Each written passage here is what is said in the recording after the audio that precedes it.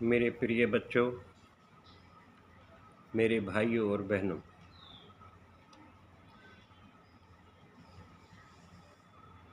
आप सदा सुखी रहें, सदा खुश रहें। सबसे पहले तो मैं मालिक से ये प्रार्थना करता हूँ। और अब मैं आपको एक ऐसी घटना का वृत्तांत सुनाने जा रहा हूँ जो अजीब भी है, और क्या बताऊँ मैं या ना बताऊँ। लेकिन मैं ये महसूस कर रहा हूँ कि अध्यात्म में जो कुछ मैंने पाया है वो अच्छा है या बुरा है, जो भी कुछ है मुझे बताना चाहिए।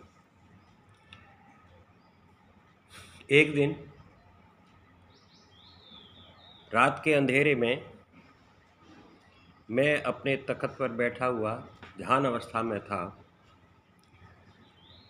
और ध्यान अवस्था में बैठे हुए मेरा ध्यान मेरी अनहद बानी पर था।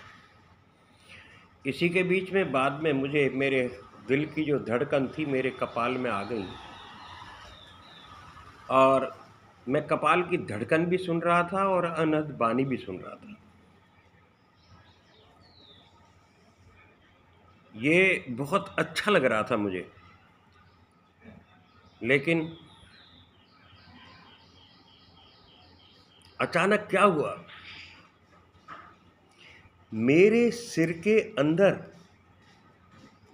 जैसे गोले नहीं छूटते, गोले, पटाखे नहीं, जैसे बम फूटते हों, ऐसे बम से फूटने शुरू हो गए। जैसे बहुत जबरदस्त आवाज थी उनकी, फटाफट फटाफट फटाफट फटाफट सारे सिर में। और थोड़ी देर के लिए मैंने अपनी आंखें खोल ली। मैं फिर दोबारा ध्यान अवस्था में चला गया। थोड़ी देर के बाद ही, क्योंकि ध्यान अवस्था चालू थी इसलिए थोड़ी देर के बाद ही दोबारा ध्यान लग गया। अचानक क्या हुआ कि मैं बैठा हुआ था ध्यान में कि मैंने पाया कि मैं अपने तख्त पर लेटा हुआ हूं, और एक 2-2.5 साल का बच्चा कैसे अचानक मेरे तख्त के पास आया और वो मेरे तख्त के ऊपर चढ़ गया और चढ़कर मेरे पेट पे बैठ गया। और पेट पे बैठ गया तो उसने क्या काम किया कि अपना मुंह जो है ना, पहले तो वो बहुत प्यारा बच्चा था, बहुत प्यारा जिसको कहते हैं। मुझे इतना अच्छा लग रहा था, वो इतना अच्छा लग रहा था कि शायद दुनिया में मैंने कभी इतना कोई अच्छा आदमी अच्छा या बच्चा देखा नहीं, अच्छा आदमी या बच्चा देखा नहीं। वो आता है और क्या काम करता है, मेरे मुंह के ऊपर आके ना वो अचानक से शू शू कर देता है, पेशाब कर देता है, और फिर बैठकर मेरे मुंह के ऊपर टट्टी कर देता है, वो पोटी कर देता है। लेकिन पता नहीं मुझे क्या हो रहा था उस वक्त, ध्यान में क्या नहीं हो रहा था।